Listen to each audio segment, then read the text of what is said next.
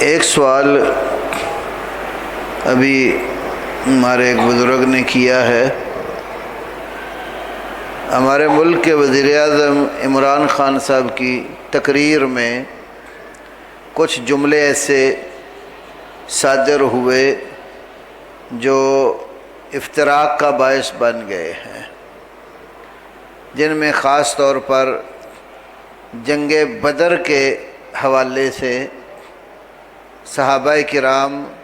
رضوان اللہ علیہم اجمعین کے بارے میں کہے گے کہ ایک گروہ وہ ڈر گیا، لڑنا نہیں چاہتا تھا، تو اس طرح کے کچھ الفاظ ذکر ہوئے۔ اس سلسلے میں پھر ایک اور گروہ اٹھا جو صحابہ کرام کے ساتھ دشمنی اور عناد رکھتا ہے۔ انہوں نے اس کی تائید کرنے کے ساتھ ساتھ مزید کچھ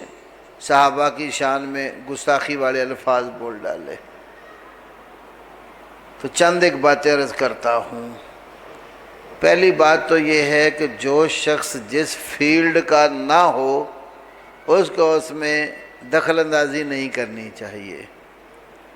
ہم اپنے حاکم کو عذرائے نصیحت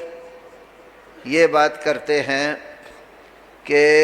شرعی احکامات جن کا علم نہ ہو تو آپ علماء سے پوچھا کریں، اہل علم کی رہنمائی کے بعد اس کو بیان کریں، تاکہ وہ جگ ہنسائی کا باعث نہ بنے اور نہ ہی ان میں کوئی اہانت کا پہلو نکلتا ہو، کیونکہ حکام اور سلاطین کی اصلاح کرنا بھی اہل علم کا ہی کام ہے۔ دوسری بات ہم یہ کہتے ہیں کہ صحابہ کرام رضوان اللہ علیہم اجمعین جو 313 کم از کم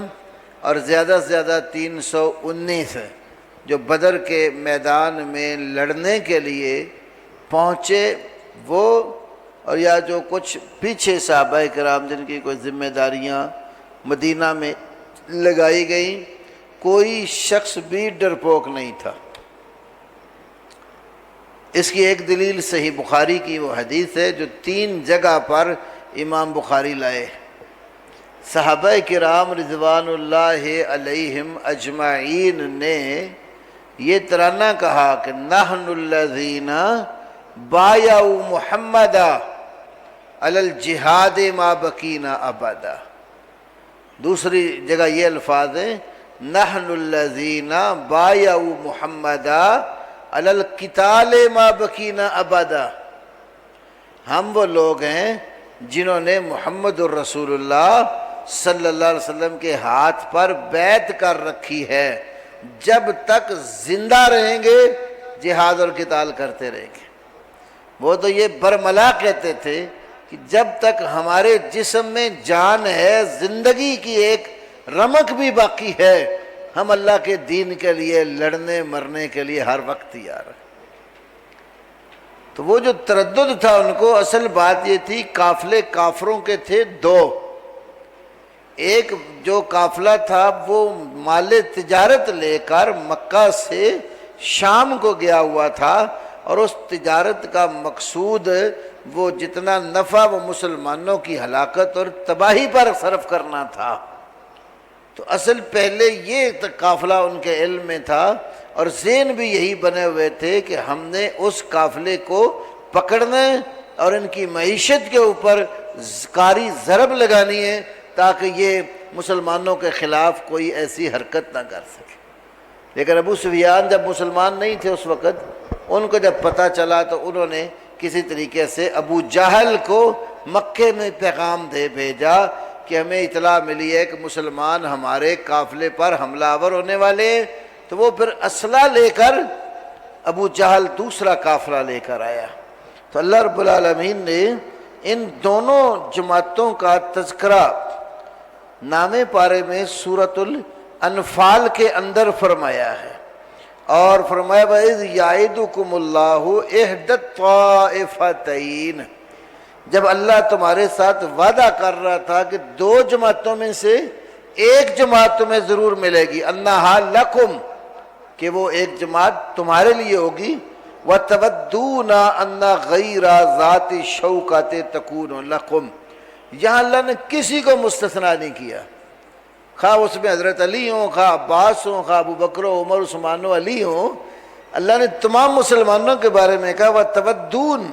اور تم یہ پسند کرتے تھے اَنَّ غَيْرَ ذَاتِ شَوْكَةٍ تَكُونُ لَكُمْ، کہ وہ جو اسلحے کے بغیر والا گروہ ہے نا وہ تمہیں ملے۔ وَيُرِيدُ اللَّهُ أَن يُحِقَّ الْحَقَّ بِكَلِمَاتِهِ، تو اللہ تعالیٰ یہ چاہتا تھا کہ وہ حق کو حق کر دکھائے اپنے کلمات اور احکام کے ساتھ، وَيَقْطَعَ دَابِرَ الْكَافِرِينَ، کافروں کی جڑ کاٹ ڈالے۔ پھر اللہ تعالیٰ نے مسلمانوں کو وہ ابو جہل والے قافلے کے ساتھ آمنا سامنا کروا دیا۔ اور اچھا اس مقام کا شروع والا حصہ بھی دیکھیں، بعد والا بھی دیکھیں۔ اللہ رب العالمین نے نبی علیہ السلام کے صحابہ کو، سب صحابہ کو سچے ایمان والے قرار دیا، اور جن کو تردد بھی تھا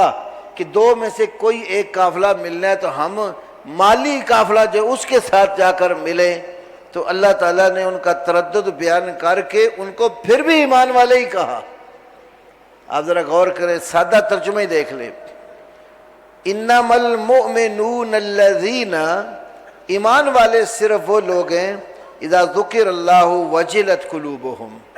جب اللہ تعالیٰ کا ذکر کیا جاتا ہے ان کے دل دہل جاتے ہیں۔ وَإِذَا تُلِيَتْ عَلَيْهِمْ آیَاتُهُ، جب ان پر اللہ کی آیتیں تلاوت کی جاتی ہیں، زادتہم ایمانا، یہ آیات ان کے ایمان میں اضافہ کر دیتی ہیں۔ وَعَلَىٰ رَبِّهِمْ يَتَوَكَّلُونَ، اور وہ اپنے رب پر توکل کرتے ہیں۔ الَّذِينَ يُقِيمُونَ الصَّلَاةَ، وہ جو نماز قائم کرتے ہیں، وَمِمَّا رَزَقْنَاهُمْ يُنْفِقُونَ، جو کچھ ہم نے دیا اس میں سے خرچ بھی کرتے ہیں۔ اولئک هم المؤمنون حقا، اللہ کہتے ہیں یہ ہیں سچے ایمان والے۔ لہم درجات عند ربہم، ان کے لیے ان کے رب کے پاس درجے ہیں، ومغفرۃ، بہت بڑی بخشش ہے، ورزق کریم، اور عزت کی روزی ہے۔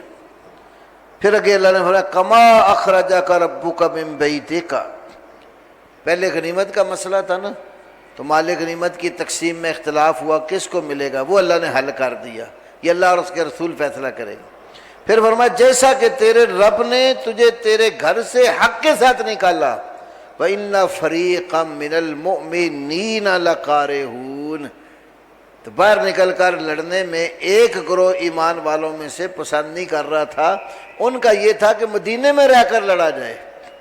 لیکن دوسرے ایک گروہ کا تھا کہ ہم باہر نکل کر لڑیں، لڑنے سے کسی کو بھی انکار نہیں تھا۔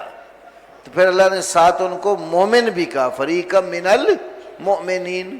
یہ تانو تشنیع کرنے والے لوگ تو علیہ باللہ ان کو ایمان سے خارج کر دیتے ہیں۔ سوچنے کی بات یہ ہے اگر خطا بھی ہوئی، وہ انسان تھے تو خطا اللہ نے ان کی معاف کر دی، اب جن کی خطا معاف کر کے اللہ ان کو سچے ایمان والے قرار دے، ہم المؤمنون حقا، پھر ان کے اوپر اعتراض کرنا یہ اپنے ایمان کو خراب کرنے کے مترادف نہیں تو اور کیا چیز ہے۔ اب موسیٰ علیہ السلام اور ان کے بھائی ہارون علیہ السلام لڑ پڑے، موسیٰ علیہ السلام نے سر کے بال پکڑ لیے، داڑھی کی طرح ہاتھ بڑھایا، ہاتھا پائی ہو گئی نا،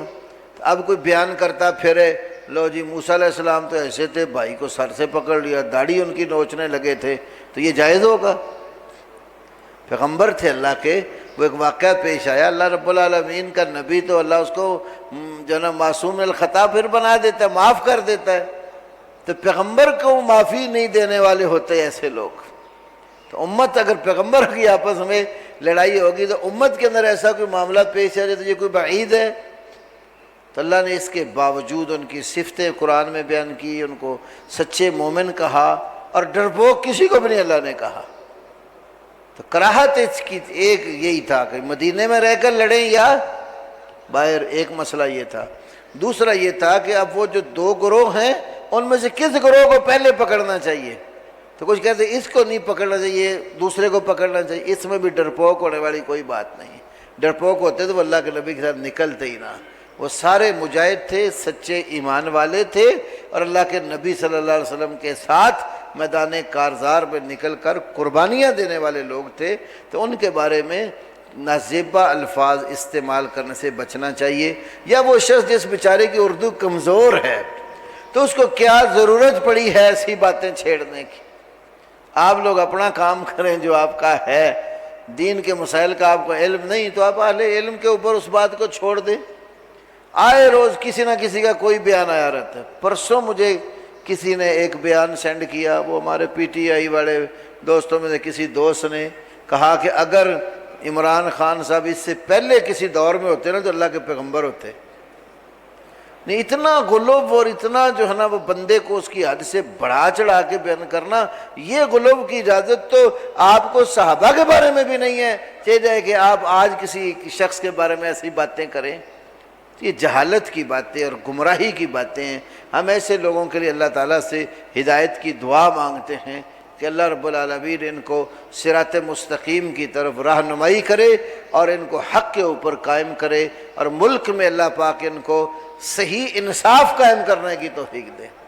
خالی طریقے انصاف نہ ہو، عملی طور پر انصاف جو ہے اللہ ان کو رائج اپنے اوپر بھی اور رعیہ کے اوپر بھی کرنے کی توفیق دے۔ اور یہ بھی ان کو یاد کرواتے ہیں کہ اللہ کے نبی نے یہ بھی فرمایا ہے کہ جو اے اللہ جو میری امت کے امور کا نگران اور والی بنے اور وہ ان پر بلا وجہ جو سختی کرے، یا اللہ تو بھی اس کے اوپر سختی کر۔